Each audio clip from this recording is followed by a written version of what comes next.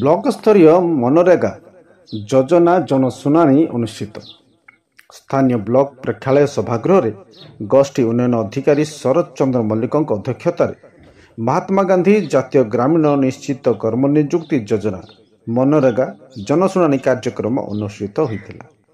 କାର୍ଯ୍ୟକ୍ରମକୁ ବ୍ଲକ ଅତିରିକ୍ତ କାର୍ଯ୍ୟକ୍ରମ ଅଧିକାରୀ ଏପିଓ ଗାୟତ୍ରୀ ସାହୁ ପରିଚାଳନା କରିଥିଲେ। ଏହି ଅବସରରେ ବ୍ଲକ ଉପାଧ୍ୟକ୍ଷ ଏନ୍ ଲୁକ୍ ମୁଖ୍ୟ ଅତିଥି ଭାବେ ଉପସ୍ଥିତ ରହିଥିଲେ। ମଞ୍ଚରେ ଗୋଷ୍ଠୀ ଉନ୍ନୟନ ଅଧିକାରୀ ଶରତ ଚନ୍ଦ୍ର ମଲ୍ଲିକ, ଅତିରିକ୍ତ ଗୋଷ୍ଠୀ ଉନ୍ନୟନ ଅଧିକାରୀ ସତ୍ୟନାରାୟଣ ମିଶ୍ର, ଏଇଇ ଅସିତ କୁମାର ସେଠୀ ଓ ଏପିଓ ଗାୟତ୍ରୀ ସାହୁ ମଞ୍ଚାସୀନ ହୋଇଥିବା ବେଳେ ଜନଶୁଣାଣିରେ 8ଟି ପଞ୍ଚାୟତର ସରପଞ୍ଚମାନେ, ସମିତି ସଭ୍ୟା, ସମସ୍ତ ଲାଇନ ବିଭାଗର ଅଧିକାରୀ, ପଞ୍ଚାୟତ ନିର୍ବାହୀ ଅଧିକାରୀ, ଜିଆରଏସ୍, ଗାଁ ସାଥୀ ବା ମେଟ୍, ବିଏଫ୍ଟି ସହ ବିଭିନ୍ନ ପଞ୍ଚାୟତର କର୍ମକର୍ତ୍ତା ଓ ଶ୍ରମଜୀବୀମାନେ ଅଂଶଗ୍ରହଣ କରିଥିଲେ।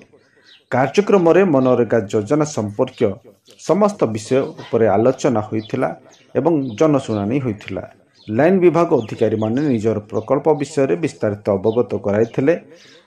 ଜନଶୁଣାଣିରେ କେବଳ ଗୋଟିଏ ଅଭିଯୋଗ ଆସିଥିଲା, ଯାହାକୁ ବିଭାଗୀୟ ସ୍ତରରେ ତୁରନ୍ତ ସମାଧାନ କରିବାକୁ ଗୋଷ୍ଠୀ ଉନ୍ନୟନ ଅଧିକାରୀ ଆଶ୍ୱାସନା ଦେଇଥିଲେ। ଶେଷରେ ବ୍ଲକ ଅତିରିକ୍ତ କାର୍ଯ୍ୟକ୍ରମ ଅଧିକାରୀ ଗାୟତ୍ରୀ ସାହୁ ସମସ୍ତଙ୍କୁ ଧନ୍ୟବାଦ ଜଣାଇ କାର୍ଯ୍ୟକ୍ରମ ସମାପନ କରିଥିଲେ।